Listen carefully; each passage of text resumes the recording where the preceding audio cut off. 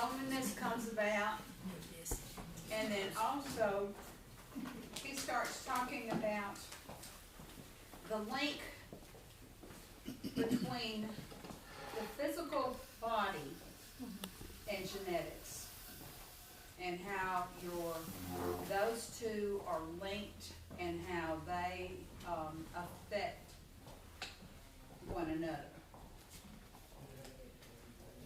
and how your genetics can actually cause you and stress, and over time can lead to some physical conditions and problems. And that to me is where it got really interesting, because he talks about the interplay between your physical hormones, neurotransmitters, and all that, and how they, when they are brought into play, when they are actually, activated is a good one, but when they are activated, how they can increase stress and actually increase physical trauma. So, you know, the cavemen reacted danger. And they also reacted to the enemy, who they perceived as the enemy. He's gone into how babies at first don't recognize enemies. They come to recognize the people who are around them, which includes their race, their ethnicity, and their mannerisms, their voice. So as time goes by, they associate the people around them with trust. They come to trust them. And sometimes they're very afraid of strangers. My kids never were. They never knew what a stranger was, and could sometimes become kind of frightening, you know. And one of the funniest things was my younger son was really outgoing, and we were in the grocery store, and I had been lecturing him about not doing his schoolwork and how he was going to end up not being able to get a good job, and you know, the same old things parents do. And he was just like, okay. And we went in the grocery store, and there's this kid's bagging groceries, and he looks over at him and he says, "Tell me, how do you like your job?" The kid looked at him like, "Have you lost your ever-loving mind?" But it was like he didn't care. I mean, if you like bagging groceries, that was fun. By the way, he's chef at Rye Market. Oh. Rye Rock now. So he's still in the food industry, right? Yeah. But he's the chef there now. They just promoted him. It's better than bagging the food. But is he happy? He's changing the menu. Yeah. Huh? But is he happy? Very. Because he was trained in HVAC and decided he really didn't like that. Oh, well, that's a shift. Yeah. I've had a few of those. He's cooked since he was 14. So, anyway, that's his passion. It takes a while sometimes to find. Huh? It takes a while sometimes. One of the nephews wanted to be a chef. They invested in they got to the place where they buy the expensive knives. He decided he wanted to be a chef. Then he went and got a broker's license and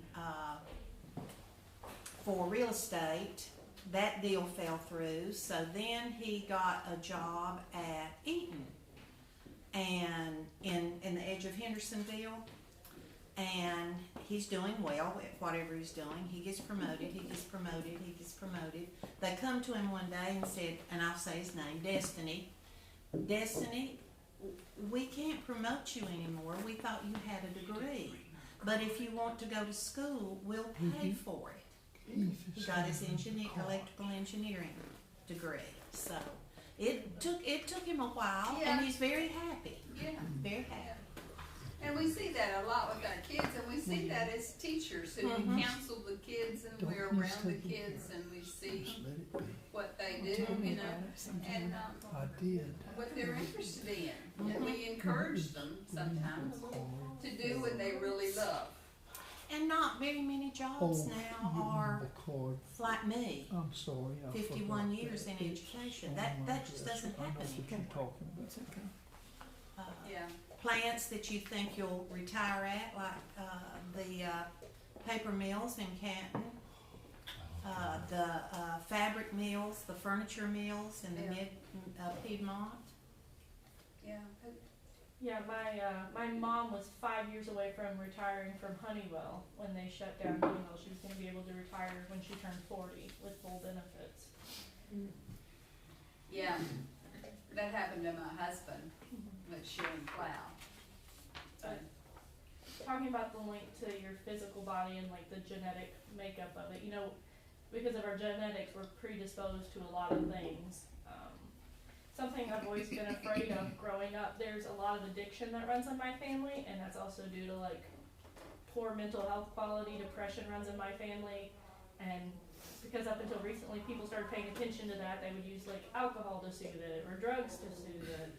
And so thankfully I'm in this age of technology and the ability to learn more about why my family did what they did and be able to prevent that with counseling and the right medications and a healthier diet. Yeah, and he talks about the connection between loneliness, anxiety, and depression, and how those three things are tied together and feed on each other. So if you are already genetically predisposed to have a depression problem or anxiety issues, loneliness only exacerbates that situation. And he points out that it's really with people who turn to drugs and alcohol.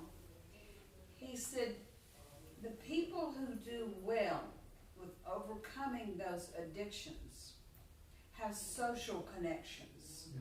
They either have a mentor, of course we know about NA and AA, but they have a mentor or someone who was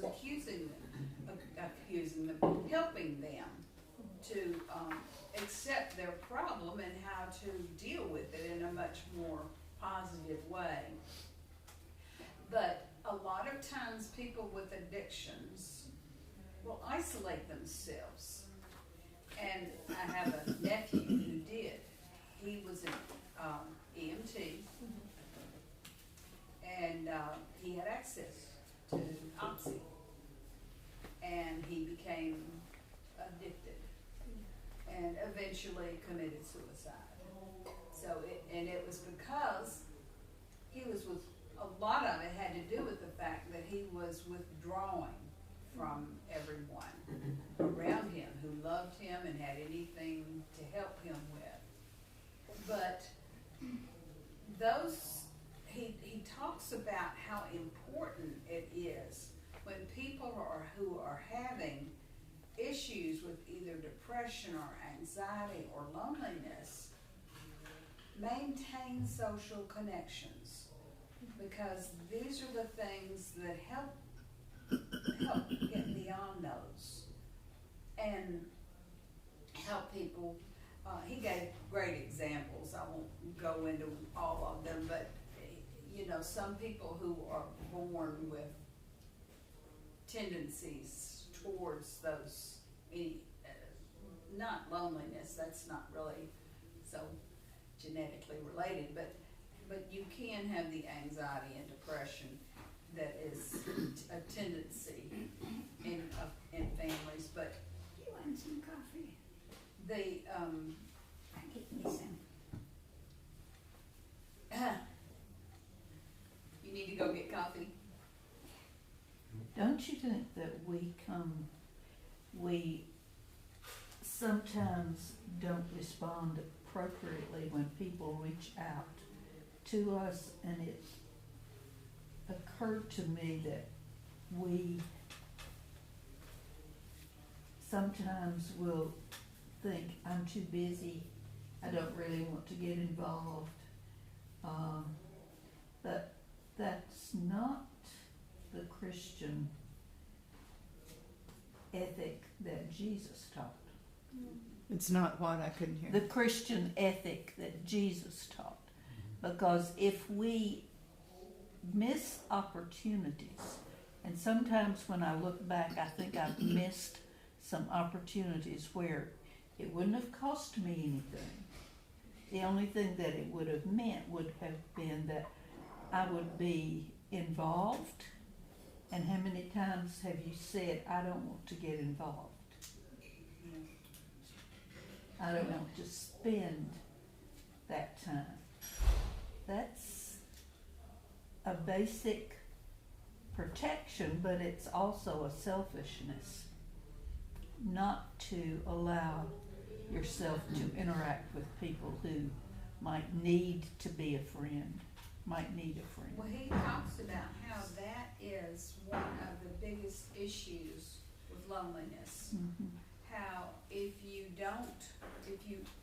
one of the first things that people who are lonely are advised to do is, they are encouraged to reach out and get involved. You know, that social prescribing that I talked about, where the doctors would see the connection between physical conditions and the lack of socialization, and then it would become a spiraling effect. They would isolate themselves. They would not be involved in anything socially, and eventually they could become self-destructive. They could commit suicide. They could, it spirals out of control. But he said that the main thing that we need to consider is the social. Now, he talked about how early man lived in a community, in a network of people, and he gave great examples of people who had moved to this country. Like one man was from, I believe it was from Nigeria, and he drove a taxi, and this person got and his wife started talking to this guy in the taxi, and he had left his family at home, and she said, and he started talking about how back home we have we're a small village, and we have all of our friends, everyone helps each other out, they're all very closely connected, we come to each other when somebody needs help, and so it's a very close network of people. And he said, I miss my family, I miss all that. So the interesting thing is that he lived in the DC area, and he found a community of Nigerians, and he became involved with that community, and he said that helped. How many times have you seen that with people who immigrate here? Do they start associating with people who are not like them, or do they stay within their own little sphere? Yeah, that's been, because this is a nation of immigrants, took it away from the indigenous people. And it addresses what I had in my head about lack of social cues. So it's natural, for instance, like East Chicago, where I grew up as a kid, you had the Croatian a church and a Croatian bar. You had the Polish church and the Polish bar. You had the whatever, it's just the Greek area and the Irish area, the Italian area. This is just normal until the next generation, they come here for the opportunity, the next generation becomes, they bring part of their culture into the American culture. You hope, you know, either there's Yeah, this thing about, they, you know, that we don't want that, they have to be like us, which makes no sense, but I'm also thinking about social cues. What happens, for instance, we just had COVID and how everybody got separated, and you get this false sense of community on social media where you're not really. If it's a way to connect with people you already are part of a community with, that's a different thing. But I'm wondering if Murthy says anything about that kind of stuff in, well, I, I can tell you from my own experience, I came here and I knew nobody. And I got online and I started coming to the Sunday school class. I started watching, you know, I'll be at, you know, through the social network. But that was a real important thing for me, and it became a lifeline.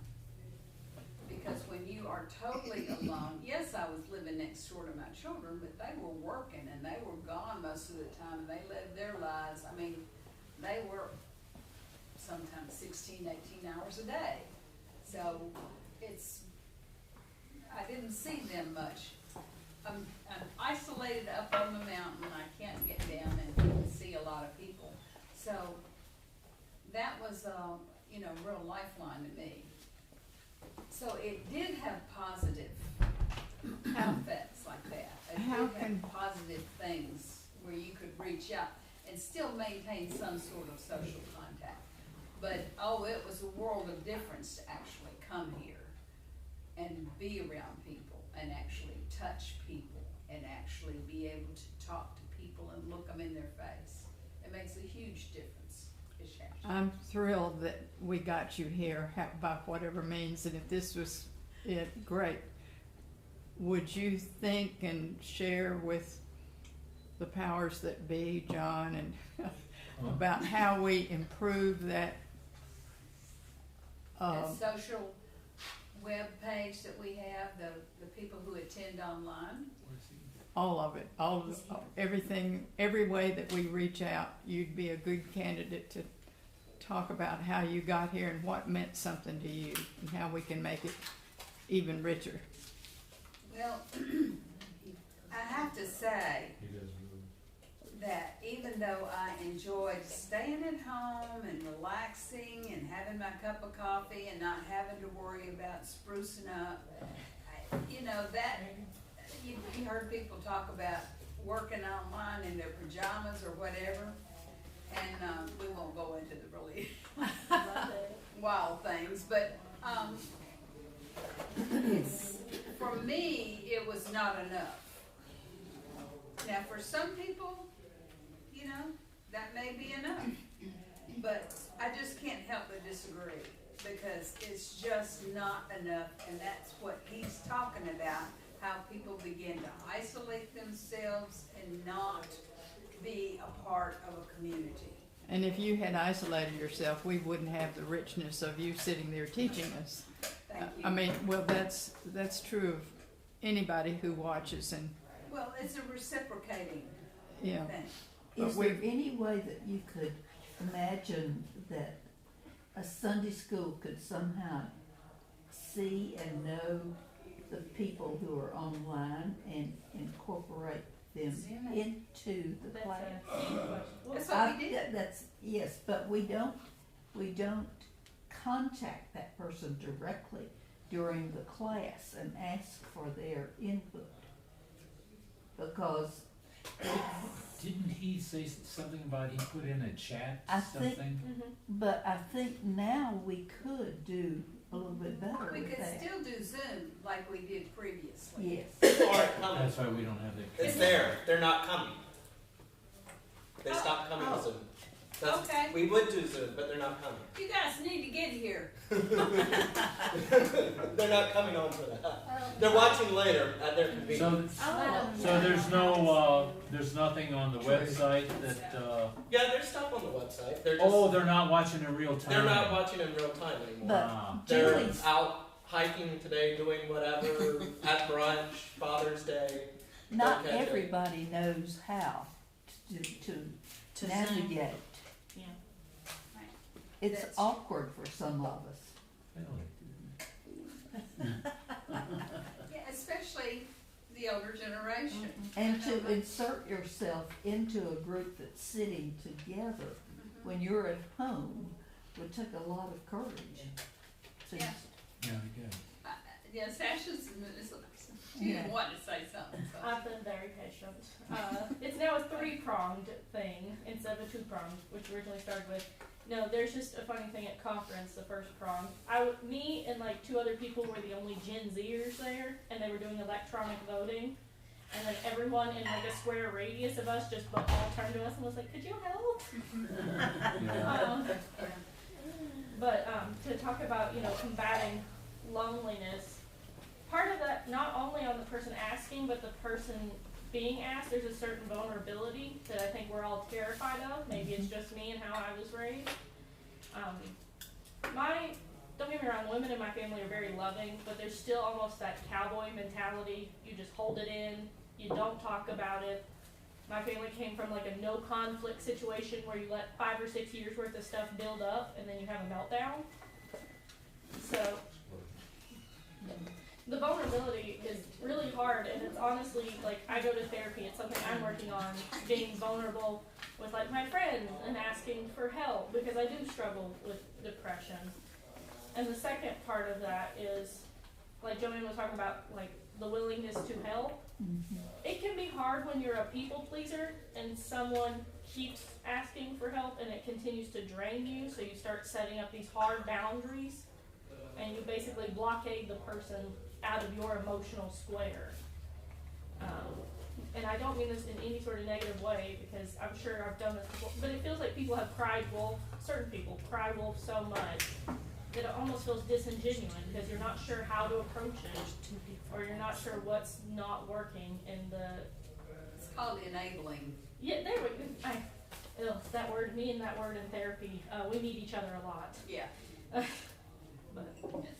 I've told this before, probably many times, but when after I first moved to Mars Hill, knew absolutely nobody up here, and decided I wanted to start coming to the local Methodist church, whatever that might be, and I got online and looked at the wonderful website and saw that this wasn't just a little conservative,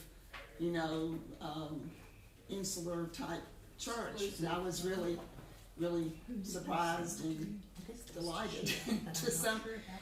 But I don't know, of course this was long before COVID and everything else.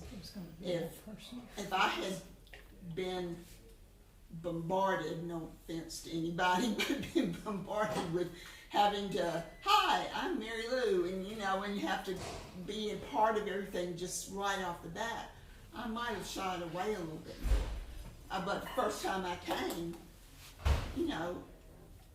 it was wonderful. Everybody was so friendly and nice, and of course, I got asked about the bell choir, and the whole everybody did, and I told Lucy she did not want me, but it worked for me.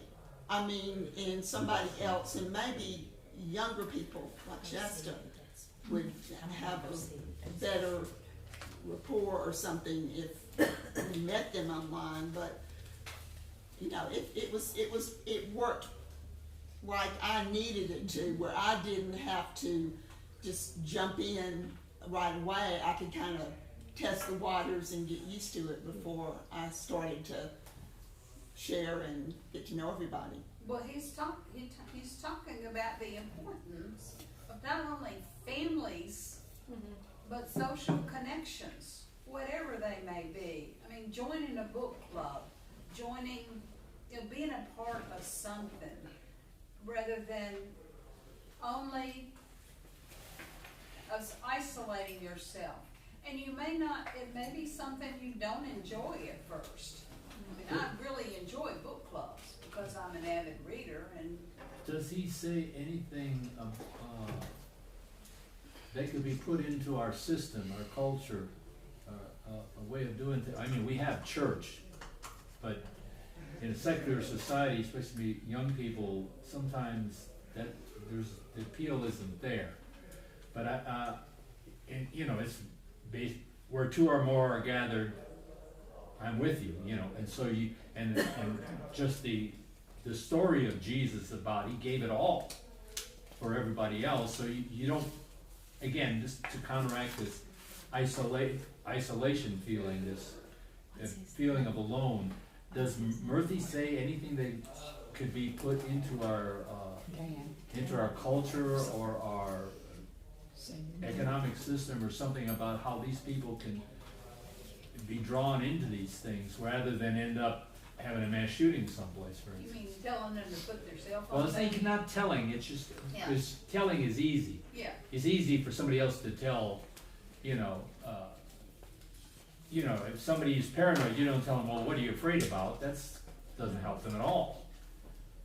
I know. But I'm just saying, does he go into that at all? later on. Oh, later on. Yeah, we haven't gotten to the part about solving the problem. I'm sorry for being in a hurry all the That's time. all right. That's all right. What else is new?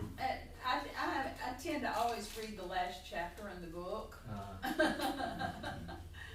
which just, it's not a good idea, but, It can be. it can be. But the importance of this being social, being a part of something else, is not only important to the person, but it's also important to the people that they are reaching out to. Because all of us have something that we can contribute, no matter who we are, no matter what our background is. We have something we can contribute. And that selfishness about not sharing is sometimes a real roadblock for people. They have a difficult time with getting through that and actually sharing and what they have, whatever it may be. And I think that's what he's going to get into later on, is how can you become more inclusive? How can you become, we're very inclusive here. When people actually come and, we greet, we, very reaching out. We have a great greeter all the time. Thank you. And I try. I know, and you do a good You job. more Thank than you. try. Thank you. But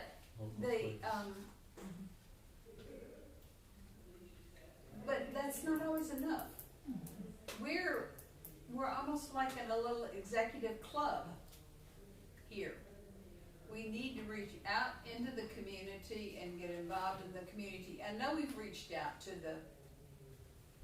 and we're few and it's difficult, but we've reached out to the nursing home, and we've had people come from there. We had one of the women over there come back last week, and she was saying, I've been trying to get everybody to come, and they don't want to come, and I just said, phooey on them, I'm gonna come. And she was so glad to be back, and she loved the bells, and she loved the choir, and she just, was so excited to be back in this group. But What if we went there? Huh? What if we went there? Take the mountain to Muhammad, so to speak. We have done, over time, and it's always been sporadic, we'd go Right. and do like a Christmas something or other. Yeah. Or music, Vespers. music something. I think Carol has played over there, sung with her guitar and singing. But it's difficult to maintain constancy. And that is so important to people who are somewhat isolated, is that if they could depend on having the group or having someone every Thursday afternoon or every whatever, no matter what it was, it might be a way to, yes. In our defense, they do keep having to like blockade off for sickness, so it is a bit hard to be consistent when, you know, you can't get in for 2 months and then there's a couple of weeks that it's good and 2 months that you can't, you know, so. But I think we tend to think too, well, they don't need us. If we're out off for 2 weeks or 3 weeks, we lose the momentum. There was an example in here about a woman who was so withdrawn and so afraid. I don't remember now what her issues actually were, but she would not associate with people, and she was very reclusive. And she mentioned to her doctor one time that she didn't get out, and she's, was not social at all. And she put her in touch with a service that had volunteers who you could call, pretty much like the suicide hotline, but this is on a more just social. And she connected with one man that they would call and they would talk just about, whatever. It didn't have to be anything, tough or anything like that. He wasn't actually counseling her, he was just listening. And she came to really depend on those calls to him. And she started feeling better, and she started taking better care of herself, and, it encouraged her. And she actually went to a get-together where the people in that group were meeting each other for the first time sometimes. And she looked around and she didn't see anybody that she thought could be this person. And a young man, 35 years old, walked up to her and said, "Are you so-and-so?" And she said, "Your son?"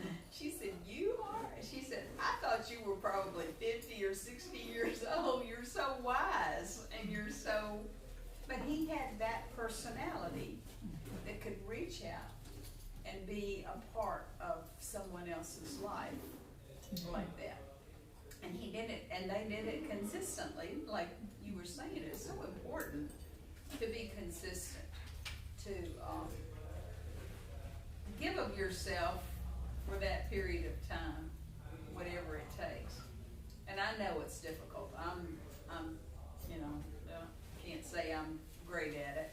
I'm constantly getting lectures from my family about not calling enough, and it's not my sons that don't call me enough, it's me not calling my sons enough, or my family. But, I hate to say this, but I have one sister, if I call her, I'm on the phone for 2 hours, and I just go, Are you her lifeline?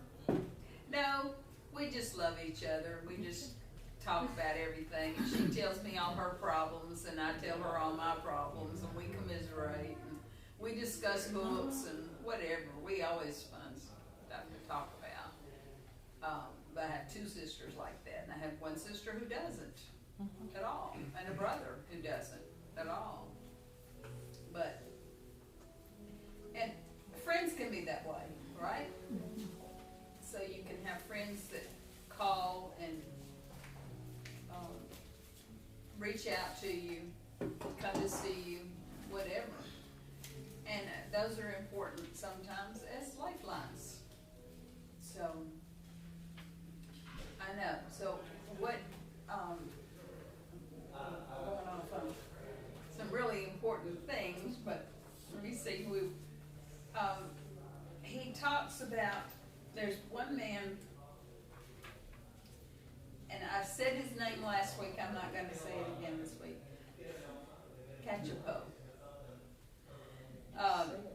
He talks about loneliness is similar to hunger and thirst. And that you, it's something you need. It's something vital to your, it's something that you need a connection. It's vital. You need food. You need water. They're vital to your survival. And he likens loneliness that way.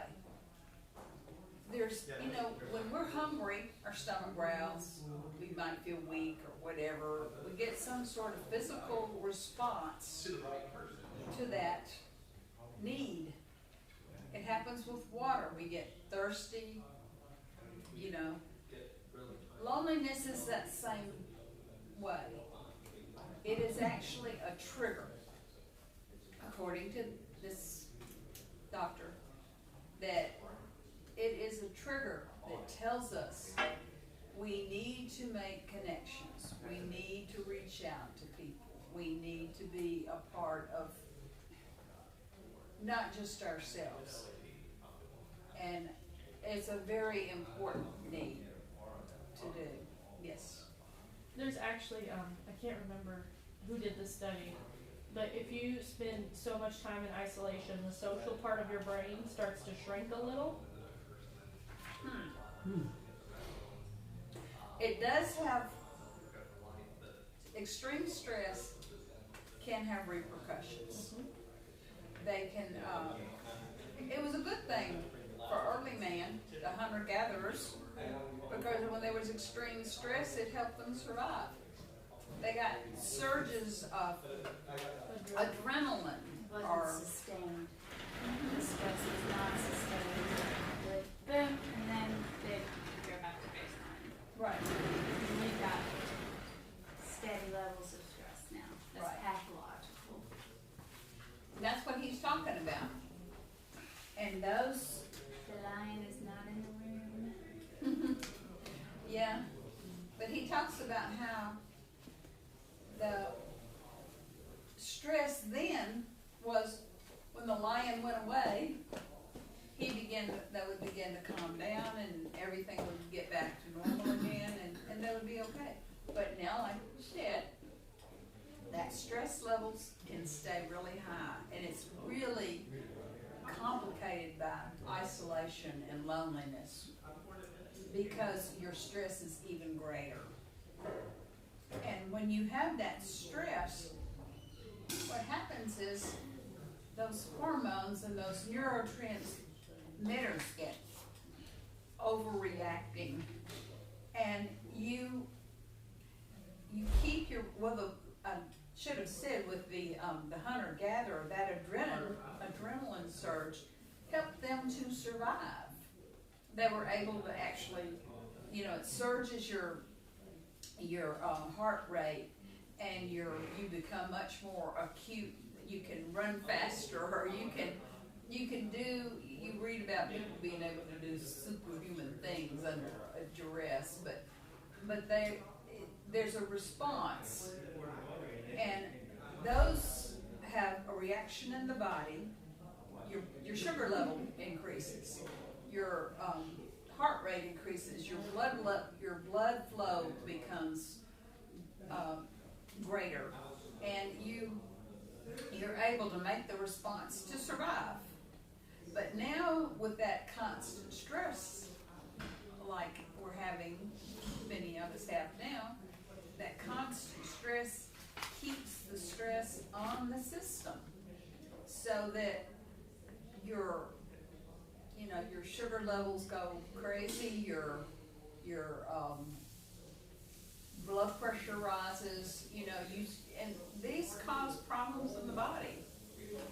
So I wasn't even thinking about what a stress it is on your immune system and how it can leave you more vulnerable to disease, to infections.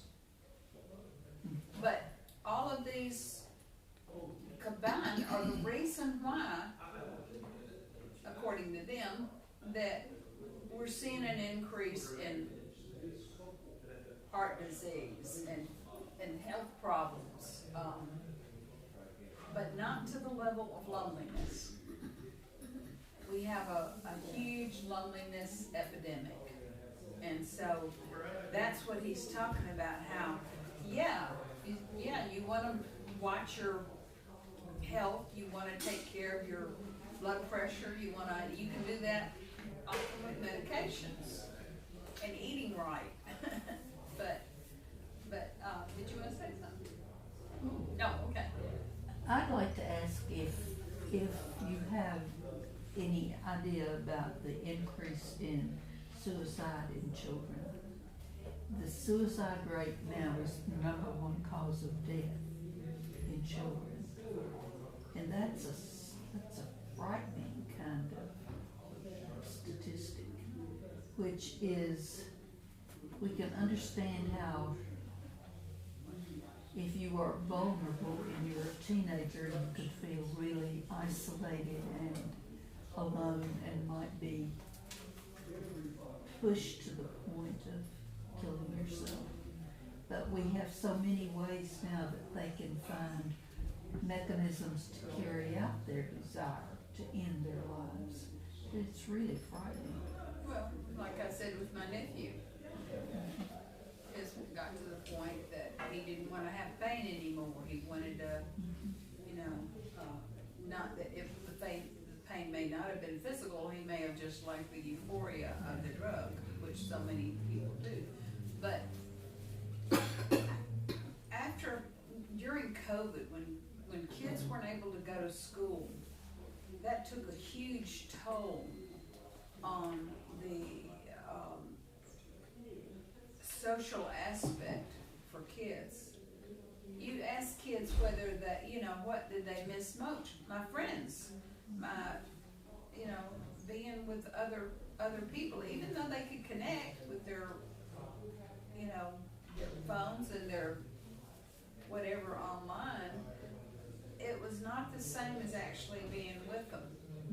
And that was another thing he brought up with the complication between loneliness, anxiety, and depression, and how they are linked, and different people respond differently to those situations. Some kids did okay, but some kids didn't. And he also talked about the problem with some kids. I know there was an example of this, but he knew this person knew they were different, and they began to not have, they would, like the child on the playground that stands over by themselves, or the one in the lunchroom that sits by themselves.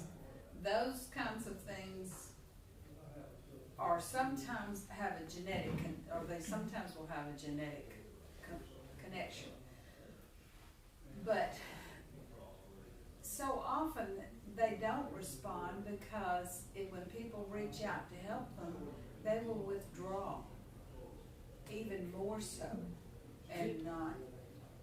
Can I ask a question about that statistic you were talking about? Is that over the whole world, or this is the United States, and it has to do partly with gun availability. Yeah, I said something else too, because Julie said something last week that triggered a thought in my brain about how the wolf pack, the social structure, the oldest sets the pace.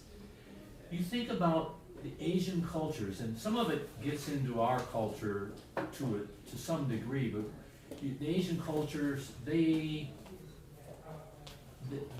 structure is set up that even if both go out to work, both the mother and father go out to work, the older the family, the grandparents are at home, and the children have that connection. And so I'm just wondering about that stuff. Like I said, I haven't read the book, so I don't know if Murthy's going to touch on this or not. But that might be part of the thing where a child could be alone. They'll have all the comforts that the parents can provide, whatever the economic situation is. But,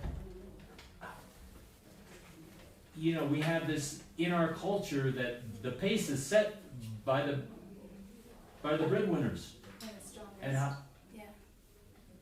It's set by the strongest. Yeah, see, so I'm wondering if, like I said, again, me jumping ahead, but, that could be part of that, where this is coming from, simply because of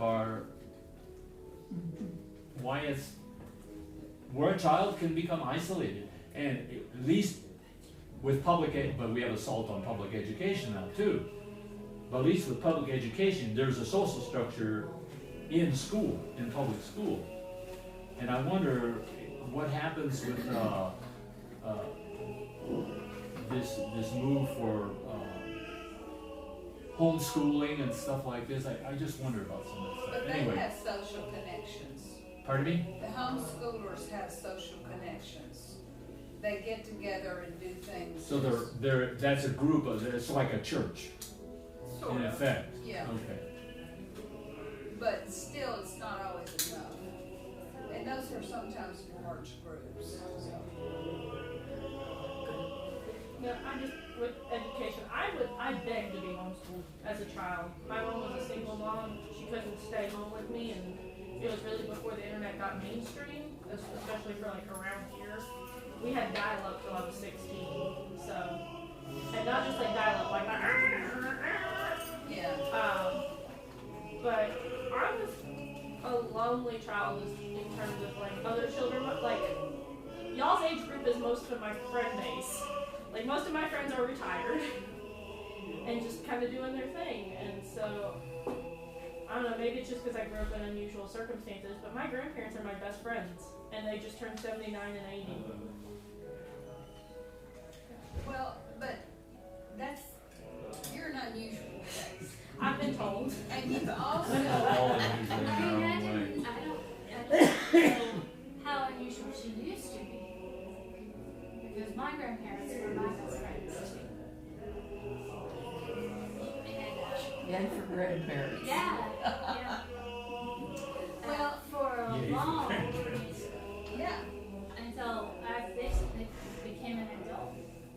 But you see, that is similar to what it And used school to was be. off.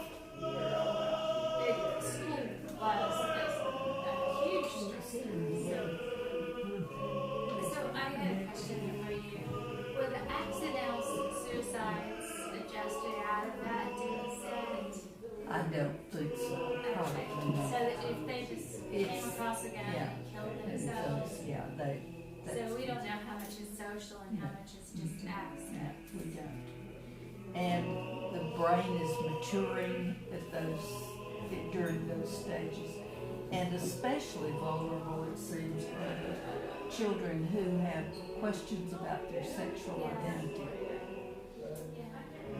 Are they male, female, are they, and the current attitude in the media doesn't help that at all. Because where do you get help and comfort? Certainly not from legislatures. Well, just being told that your existence is wrong. And you're different, That's yes. so sad. Well, that happens with so many. I mean, the children with physical disabilities, They're different. they're social outcasts. My son was born, my younger son was born with a full foot. And he was either in a brace or cast or something for a large part of his early years. And he knew he was different. Now, he was already ADHD. We knew that. He never slept. Neither did you. Yeah. No, I know. He had a bar brace, and when he was a baby, you would hear him knocking that bar brace against the side of his crib all night long. And sweetest kid. I mean, he's just as sweet as he can be, but golly, he never slept, and he was always busy and always into things. But and he had no focus. But when he started trying to play sports, he's the kid that everybody would pick last because they knew he wasn't going to be a good player. When he tried to play baseball. baseball, he was the kid in the outfield that was watching the birds and the butterflies and seeing what he could see in the grass. And same thing in soccer, you know, he just had no focus. But that being isolated and social outcast has a profound effect on everybody. And whether you choose to do it, Yeah. like you did, I wouldn't call it a choice. but you preferred. Yeah. Yeah, It's harder for adults to reject a child than it is for other children to reject children, and I think I gathered that. Because like no adult wants to be mean to a child, or most more rational adults won't be mean to a child. But I recently read a study, sorry to step on your point, they say 89% of children with ADHD will be rejected by 2 deep friendships before 2nd grade. well, there is also a higher incident of alcohol and drug abuse in ADHD. Yep. And that can exacerbate depression and cause more suicides. And whether or not we're seeing an actual increase in ADD and ADHD, we're definitely seeing an increase in depression. We're seeing more kids. I mean, there's nurses that are, school nurses that are doing all the children lined up to take their medications every day. And yeah, we need to go, I know. So, we'll wrap it up, and if you want copies of my notes or anything, just get me your email. You had mine. I have yours. I would like Huh? I would like you to send it to me. I know. Oh, I don't know where it I'll comes from. send it to everybody I know that's in here. Oh, I think from My Heath, probably. email address. How are you? Heath or Clark. Can I bend? I'm good. Can I bend your ear for a minute? You sure can. I have I a thought. agree. And just Oh, you're welcome, You John. or you don't. Thank you. That's fine. For stirring the pot. I appreciate it. For stirring the pot. Well, that too. Like from a history perspective. How would you like? I'll let you write it down for So me. you gonna Just to make me sure I up? get it right. Yeah. Hotmail. Why am I not surprised you use Hotmail? That's, I want to dig into it more, and I'm really bad. If I don't have a reason to, I'll just not do it. And so, Alright, that's yeah. all of them. Thank you.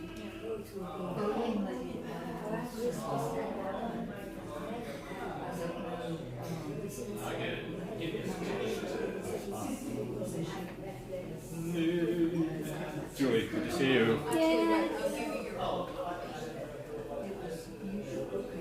That's okay.